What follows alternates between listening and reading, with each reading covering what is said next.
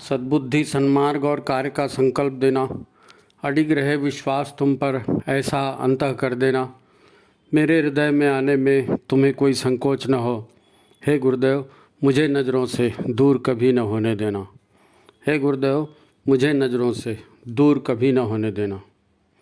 नमस्कार, गायत्री चिंतन धारा के इस एपिसोड में आप सभी का स्वागत है। मित्रों, पूज्य गुरुदेव ने साधना की तो अपने आप को बनाया, अपने परिवार को भी बनाया, राष्ट्र को मजबूत करने के लिए कार्य किया। हर संत, हर साधक और राष्ट्र के भलाई के लिए कार्य करता है, अगर वह सच्चा साधक है तो। आज भी इसी तरह के साधकों की आवश्यकता है। आज की परिस्थितियां बड़ी विलक्षण हैं। ये मानकर चलो कि संसार अभी नवयुग की प्रसव पीड़ा से गुजर रहा है। दुनिया में प्रसव पीड़ा को सबसे बड़ी पीड़ा माना जाता है ना। तो आज संसार नवयुग की प्रसव पीड़ा से गुजर रहा है। इससे बड़ा और कोई शब्द नहीं है हमारे पास।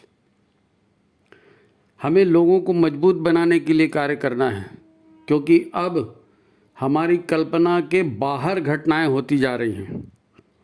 हमारे पुरखों ने ऐसे दिन नहीं देखे थे। अब हम उनकी नकल करके इस दौर में उस तरह का जीवन नहीं जी सकते, ये मान के चलिए। पूज्य गुरुदेव ने आने वाले दिनों के बारे में दो प्रमुख बातें कही थी। सतयुगी वातावरण को समझाते हुए उन्होंने कहा था कि बेटा, आने वाले दिनों में ज़रूरत से ज़्यादा पैसे कोई रख नहीं सकेगा, परंतु परिवारों में सुख शांति का माहौल होगा। लोग एक दूसरे को सहयोग करेंगे, स्वस्थ, निरोग और प्रसन्नता का जीवन जिएंगे। भोग विलास और दिखावे को अच्छा नहीं माना जाएगा। परंतु इन सारी अच्छी बातों के अलावा उन्होंने दूसरी बात भी कही। उन्होंने यह भी कहा कि आने वाले दिन बड़ी मुसीबतों वाले होंगे। प्रकृति अपने पर हुए अत्याचारों का बदला लेगी। अति वर्षा, सूखा, भूकंप, युद्ध, दंगे आदि तो होंगे ही। हर तरह की बीमारियां भी समाज में खूब बढ़ेंगी।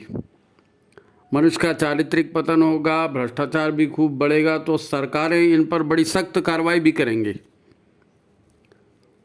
आप इसे होता हुआ समाचारों में देख सुन भी रहे हैं। अनेक ज्योतिषी हुए, नोस्ट्राडामस, बाबा भेंगा से लेकर के आज के प्रसिद्ध ज्योतिषी, सभी इसी तरह की बातें कह रहे हैं कि ये ऐसा ऐसा विनाश का समय है। प्रश्न यह है कि इन हालातों में हमें अपनी सुरक्षा में क्या करना चाहिए। ये होने वाला है, ये हो रहा है, वो सब ठीक है, मैं क्या करूं, मेरा फ्यूचर कैसे ब्राइट बनेगा, ये तो हमको सोचना पड़ेगा। प्रकृति या महाकाल जो भी दंडात्मक कार्रवाई कर रहे हैं वो तो होगी, वो हमारे हाथ में नहीं है। तो फिर हमारे हाथ में क्या बचता है करने को? पहली बात तो यह कि हमें व्यक्तिगत और संगठनात्मक तौर पर अपने द्वारा हो रहे कार्यों की निष्पक्ष समीक्षा करनी चाहिए। क्योंकि अब जो काम होगा वो प्रेस में छापने के लिए या व्हाट्सएप में डालने के लिए ना हो, क्योंकि महाकाल को रिजल्ट चाहिए, समाचार नहीं। होना तो यह चाहिए कि हमारा एक एक व्यक्ति, एक एक परिवार आने वाली मुसीबतों का सफलतापूर्वक सामना कर सके, ऐसी योजना पर हम युद्ध स्तर पर काम करें। युद्ध स्तर पर ऐसी योजना को लागू करें। आगे क्या समस्याएं आएंगी, उनका समाधान हमें कैसे करना है, यह बताने की स्थिति में हमें होना चाहिए। इतना हमारा अध्ययन होना चाहिए। बल्कि हमें भी अपने आप को रोल मॉडल की तरह प्रस्तुत करना पड़ेगा। तभी लोग विश्वास करेंगे कि हाँ, ये जो कह रहे हैं ये स्वयं भी कर रहे हैं, तो यही ठीक होगा। हमको देखकर ही लोग हमारे गुरु की बातों पर विश्वास करेंगे। पर यह कोई आसान काम नहीं है, निश्चित ही ये कोई आसान काम नहीं। हमें न केवल स्वतः की मानसिकता को बदलना है, बल्कि अपने परिवार को भी कन्विंस करना पड़ेगा, इसके लिए मनाना पड़ेगा, या जहाँ तक हो सके तालमेल बनाकर कोई व्यवहारिक रास्ता निकालना पड़ेगा, तब तो काम करेंगे। एक बार लोगों को इस नई व्यवस्था में अपना लाभ दिखने लगेगा तो फिर लोग भी नई जीवन शैली को अपना ही लेते हैं ना। कोरोना के टाइम हमने देखा तो सही, सब प्राणायाम कर रहे थे, सब काढ़ा पी रहे थे, है ना। उस समय गिलोय क्या है कोई जानता नहीं था। आज तो जगह जगह आपको गिलोय की बेला लटकती हुई मिल जाएगी, है नहीं। देखो, लोग तभी फॉलो करते हैं जब उन्हें विश्वास हो जाता है, और हमें यह विश्वास लोगों के दिल में बिठाना पड़ेगा। व्हाट्सएप में डालने से कुछ नहीं होगा। लोग आपको देखेंगे कि ये क्या करते हैं। हमें अपनी तप साधना बढ़ानी पड़ेगी, हमें अपना अध्ययन बनाना पड़ेगा, हमें नए नए प्रयोग अपने घर में, अपने वातावरण में स्वयं करने पड़ेंगे जो समाधान देंगे।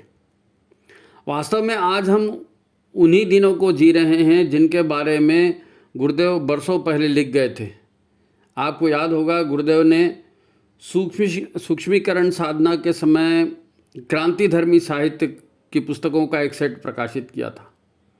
वो इस बात का प्रमाण था कि युग निर्माण मिशन अब प्रचारात्मक दौर से निकलकर रचनात्मक आंदोलनों के दौर में पहुंच चुका है।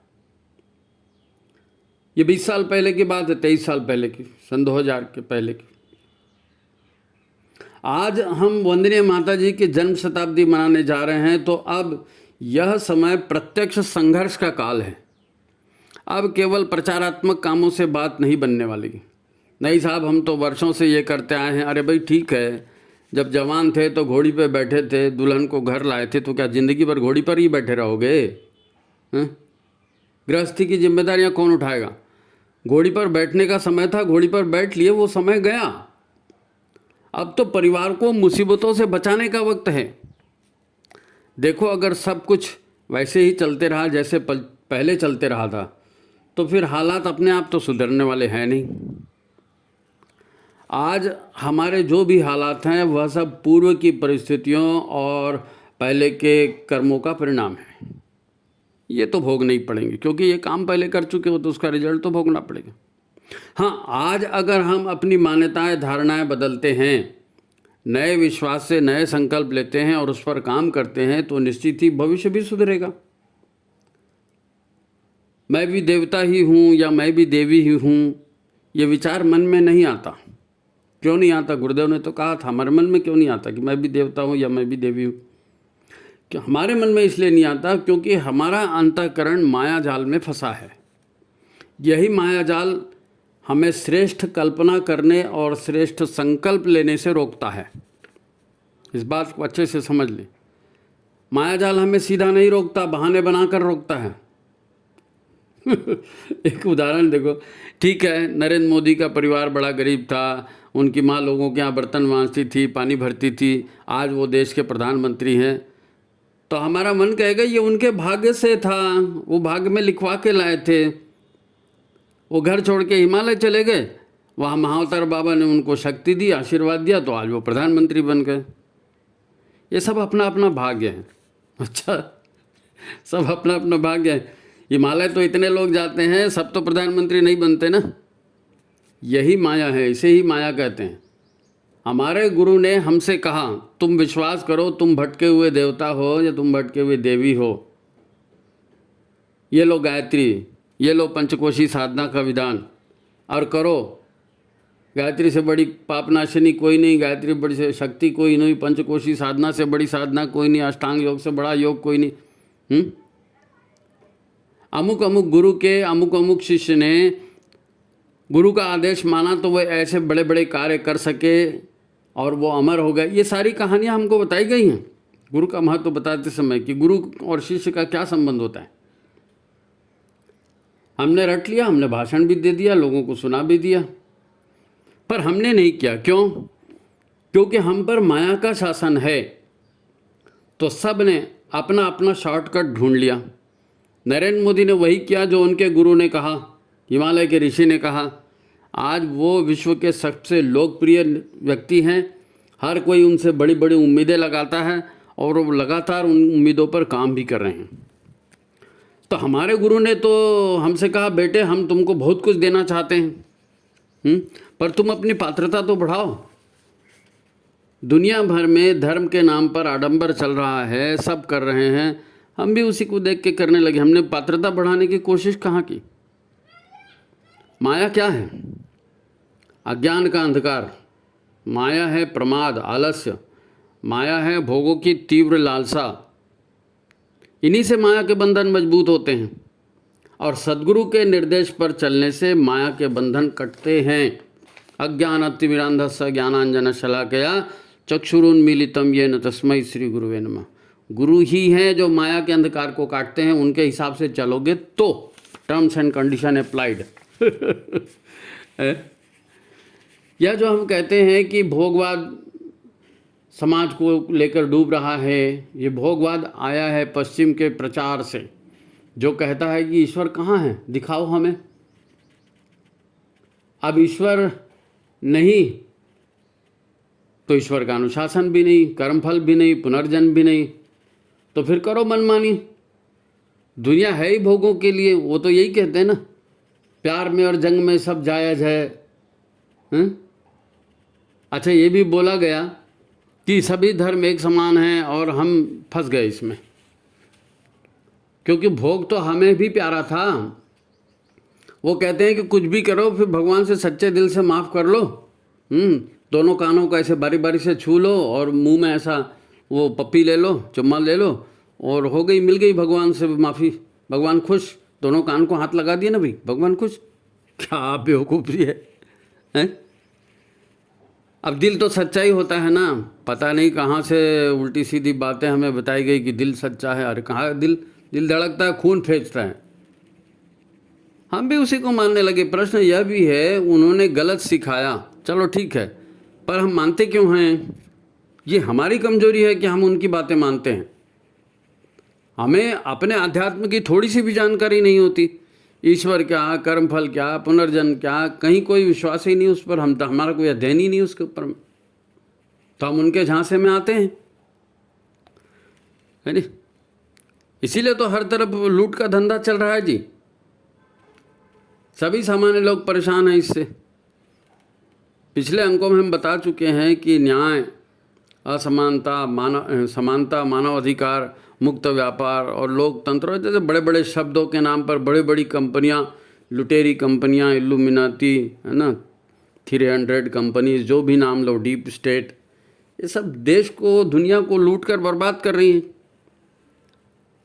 आपको उदाहरण बताऊं कि सिर्फ पेट्रोलियम के कुएं अर्जित करने के लिए अमेरिका ने संयुक्त राष्ट्र संघ के होते हुए भी इराक को बम मार मार के बर्बाद कर दिया। सद्दाम हुसैन को मार दिया हैं, इराक पर कठोर प्रतिबंध लगा दिए। काहे के लिए? तुम साहब परमाणु बम बना रहे हो। वो शक था उनको कि बना रहे, और उस शक के आधार पर पूरा इराक को बर्बाद कर दिए। 500,000 यानी 10 लाख होता है ना, 500,000 यानी 5 लाख बच्चे बिना दवाओं के मर गए, क्योंकि अमेरिका ने दवाओं पर प्रतिबंध लगा दिया था कि इराक में कोई दवाई नहीं जाएगी। अब कहाँ गई तुम्हारे मानव अधिकार? आरोप सिद्ध ही नहीं हुआ, आपने बम से पूरे देश को बर्बाद कर दिया, और वो 5 लाख बच्चे उनकी, जिनको बिना दवाई के मार डाला गया, इनके कोई मानव अधिकार नहीं थे? संयुक्त राष्ट्र संघ, विश्व मुद्रा कोष, ये सब मायावी संगठन है। ये दिखते कुछ है, करते कुछ है, प्रचार कुछ करते हैं, और नारा क्या देते हैं? West is best.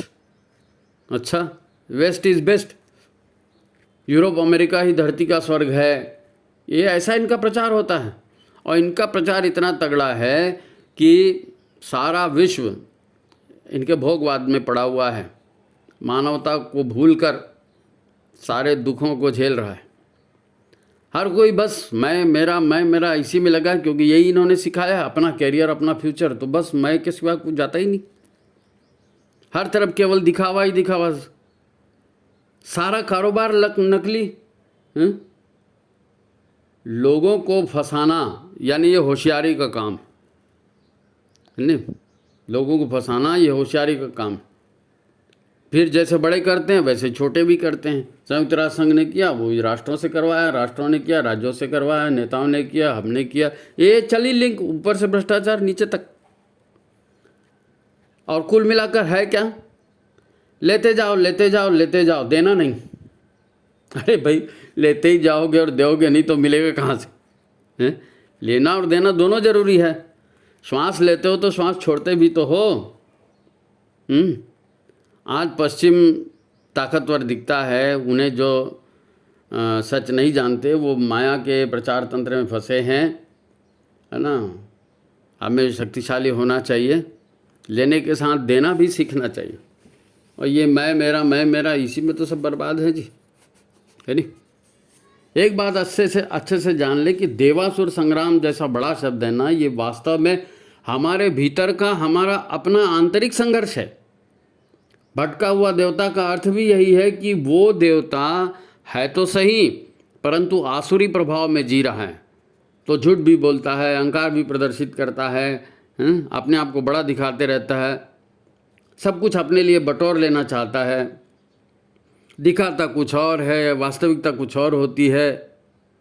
जो भी ऐसा करता है तो जान लो कि वो ईश्वर को सर्वव्यापी और न्यायकारी नहीं मानता, तभी तो ऐसा करता है। ईश्वर को सर्वव्यापी न्यायकारी मानता तो गलत काम क्यों करता? तभी तो लोगों के साथ अन्याय करता है जी। अच्छा बनता तो है नहीं, परंतु अच्छा बनने का दिखावा लगातार करते रहता है। अपने पद का सम्मान चाहता है, उस पर पद पर बैठे रहना चाहता है, फिर कर्तव्य हम पूरे करें या ना करें, कोई हमारी शिकायत नहीं करनी चाहिए। अब क्या कर्तव्य है उसकी जानकारी भी उसको नहीं होती, और जानकारी होगी तो फिर समय नहीं देता करने के लिए। अरे भाई, शरीर तो मिला ही इसीलिए है कि अपने सारे कर्तव्यों को हम पूरा करें, अपने कर्म बंधनों को पूरा करें, कर्म बंधनों को काटें। अच्छे काम करने का यही तो है समयदान और अंशदान, अच्छे काम करना।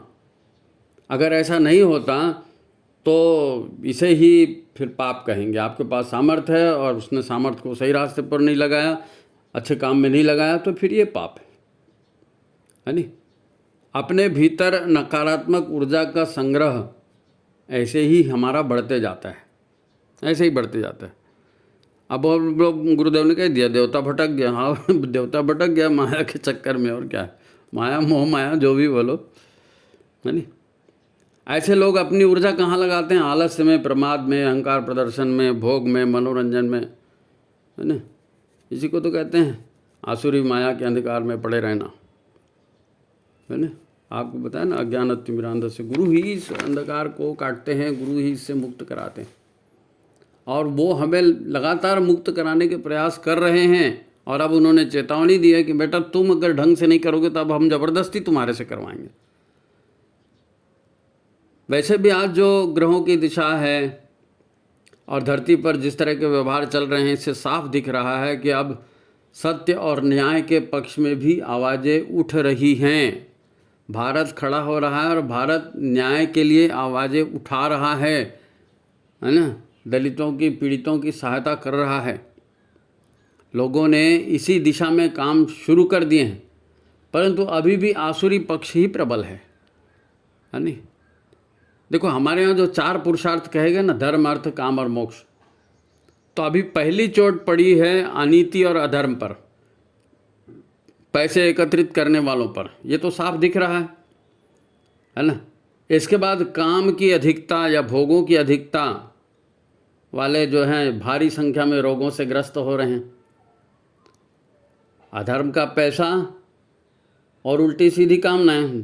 धर्म, अर्थ, काम, मोक्ष था ना, तो धर्म का आधार नहीं रहा, तो फिर अधर्म का पैसा जब्त हो रहा है और भोग की वजह से रोग हो रहे हैं। ये साफ दिख रहा है।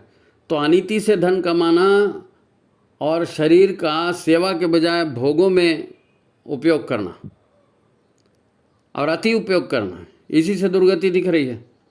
अभी ये और बढ़ेगी, अभी और बढ़ेगी भाई। बीपी, शुगर, कमर दर्द, घुटनों का दर्द, कोरोना, ये सारी चीज़ें हम देख चुके ना। आपको जानकर आश्चर्य होगा कि पश्चिम के देशों और अमेरिका आदि देशों में सिंथेटिक नशे का कारोबार इतना ज़्यादा बढ़ गया है कि उसको रोकना मुश्किल हो गया।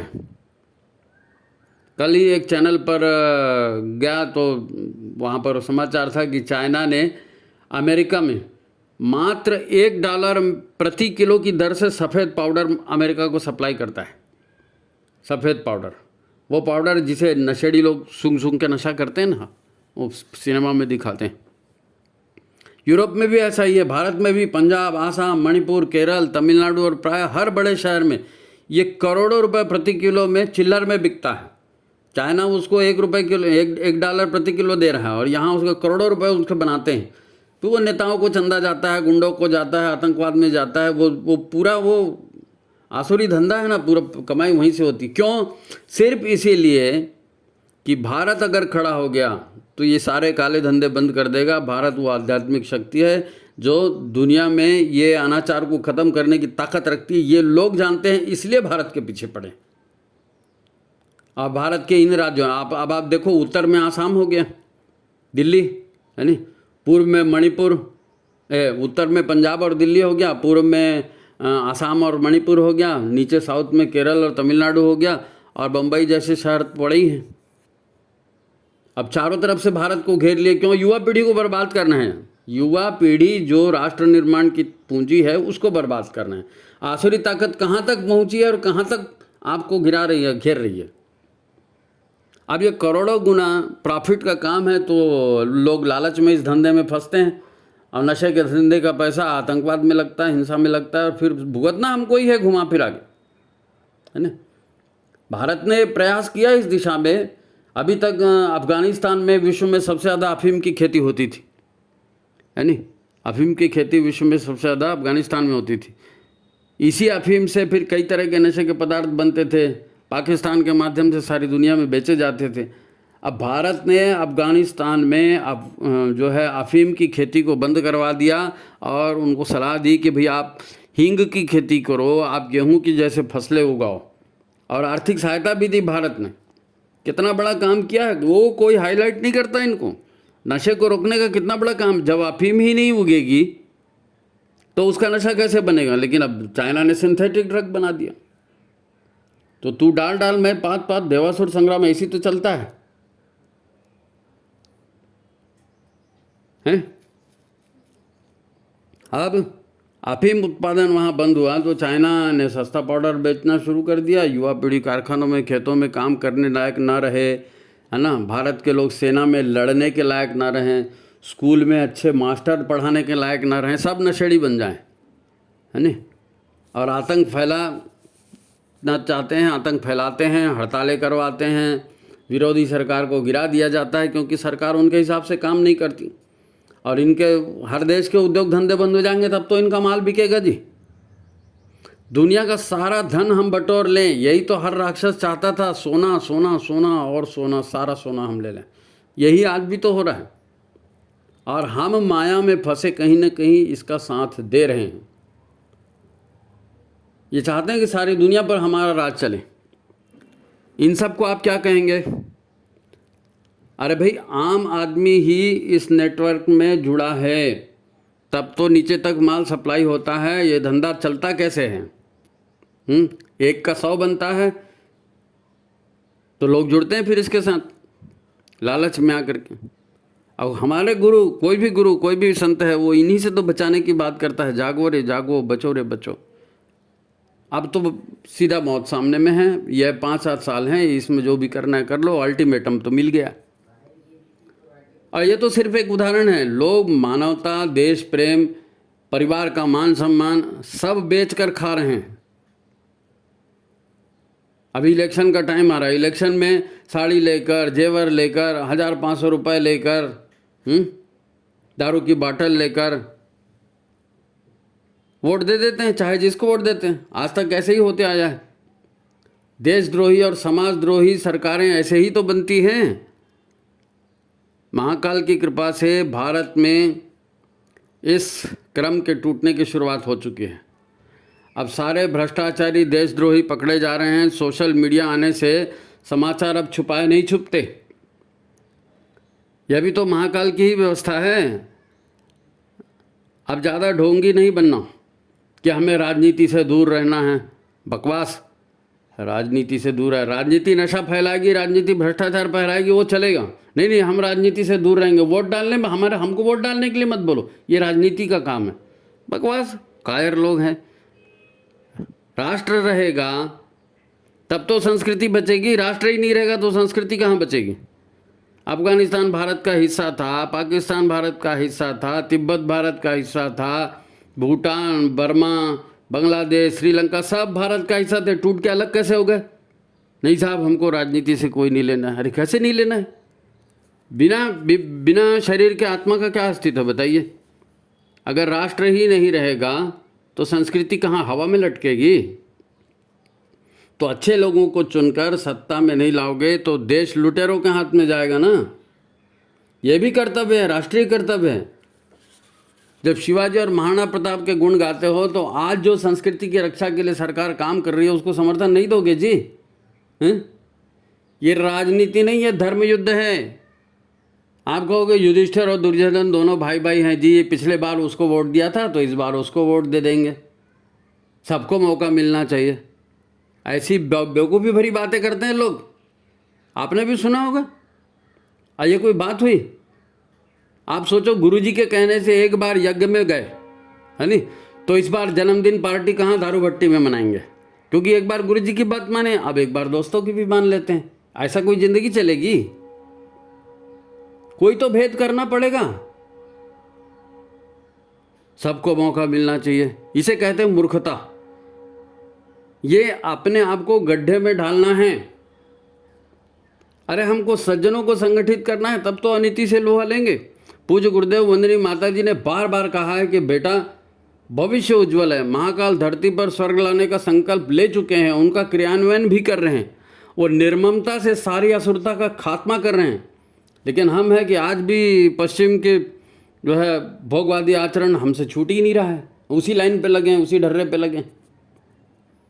गुरुजी का फोटो रखा है, पीले कपड़े पहन लेते हैं, लेकिन माया छूट नहीं रही है।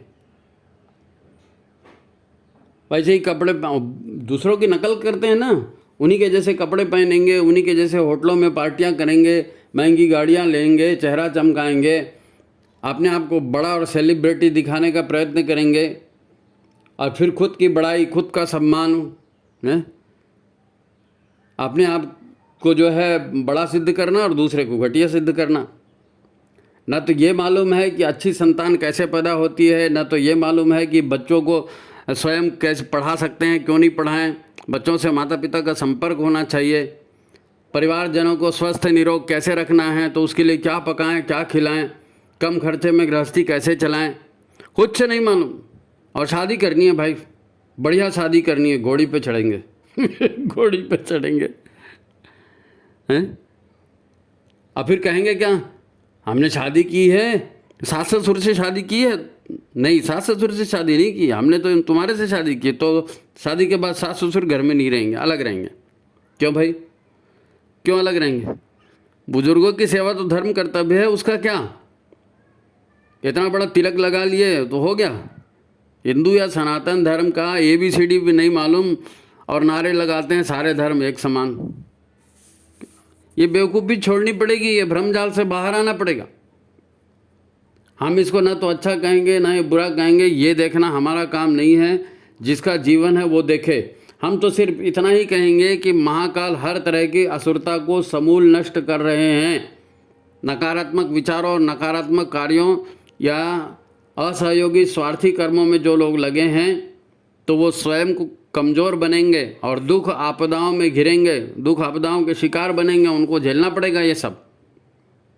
हर पुरुष देवता बन सकता है, हर महिला देवी बन सकती है, परपंथी क्यों नहीं? आप गुरुदेव को पूज्य मानते हैं, श्रेष्ठ मानते हैं, तो उनकी बातों पर आचरण क्यों नहीं होता? क्योंकि ये बातें सिर्फ दिमाग में हैं, ये अंतःकरण में नहीं उतरी हैं, इसीलिए व्यवहार में नहीं उतरती हैं। अंतःकरण में उतरेगी तो व्यवहार में उतरेगी, फिर आप उसको छोड़ के कुछ दूसरा करोगे ही नहीं। और एक बात, गुरुदेव की ये बातें इंद्रिय भोगों का अवसर कम देती हैं और संयम के द्वारा जीवन में अनुशासन लाती है। तो इसमें रस नहीं आता। रस तो आता है पार्टी करने में, है नहीं? इधर जन्मदिन का यज्ञ करा दिए, उधर फुग्गा लगा के केक काट रहे हैं। दोनों होना चाहिए तुमको जो करना है करते रहो भैया, है नहीं? हाँ, तो देखो, हमको कमज़ोर किया जाता है और हमें भ्रम के मायाजाल में फंसाया जाता है कि हम गुरुदेव को तो मानते हैं परंतु गुरुदेव के विचारों की उपेक्षा करते हैं। ये बातें जो हमको लगातार कमज़ोर कर रही हैं, है नी? तो थोड़ी देर के लिए भारत का नक्शा ध्यान में लाओ, है नी? किस प्रकार से नशे में पूरे देश को फंसाया जा रहा है, किस प्रकार देश की बर्बादी की जा रही, ज़रा ध्यान में लाओ। परिवार व्यवस्था और नारी को किस प्रकार प्रभावहीन किया जाता है, आपने पहले ही देखा। अब युवा पीढ़ी को नशे में डुबो दिया जाए, किसानों को भड़का दिया जाए, तो फिर शक्ति कहाँ से मिलेगी? हमको बात को समझना पड़ेगा। बर्बादी दरवाजे के सामने खड़ी है। हमारी बर्बादी और हमारे बीच मात्र कुछ समय का फासला है, केवल कुछ समय का।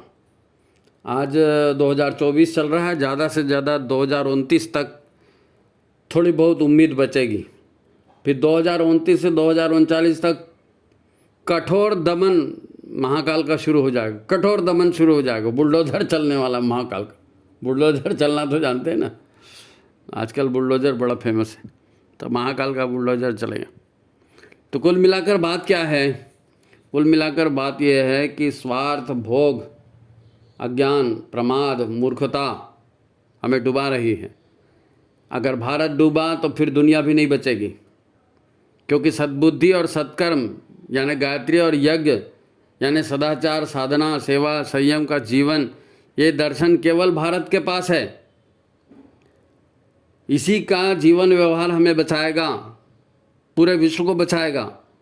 गुरुदेव माता जी भी यही कह रहे हैं कि बेटा हम तुम्हें समर्थ बनाना चाहते हैं, शक्तिशाली बनाना चाहते हैं, ताकतवर बनाना चाहते हैं, पर ये सिर्फ बार बार प्रसाद बांटकर व्हाट्सएप में फ़ोटो डालने से नहीं होने वाला है नहीं। हमें स्वतः को बदलना पड़ेगा, खुद को रोल मॉडल बनाना पड़ेगा और उस तरह का जीवन जी के दिखाना पड़ेगा, है नहीं। तुम जी के दिखाओ तभी जिएगा तुम्हारे जैसा कोई आदमी, तुम करके दिखाओ तभी करेगा तुम्हारे जैसा कोई आदमी, है ना।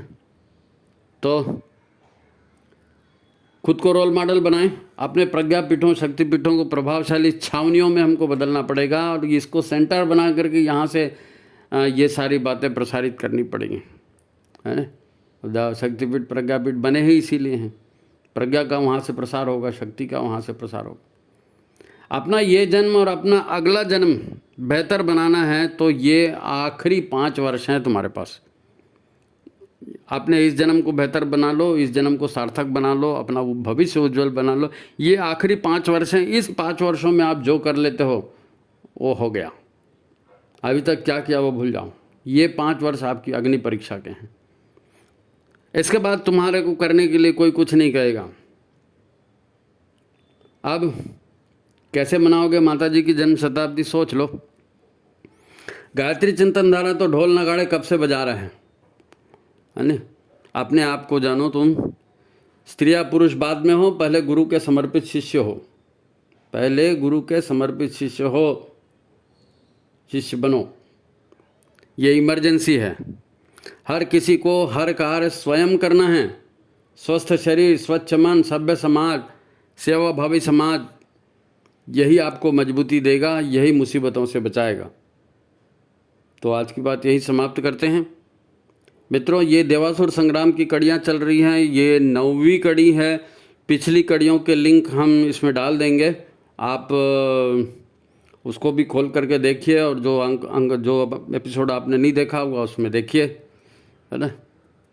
तो लाइक कीजिए, शेयर कीजिए। लोग लाइक नहीं करते, हज़ारों लोग देखते हैं और लाइक आता है 100-150।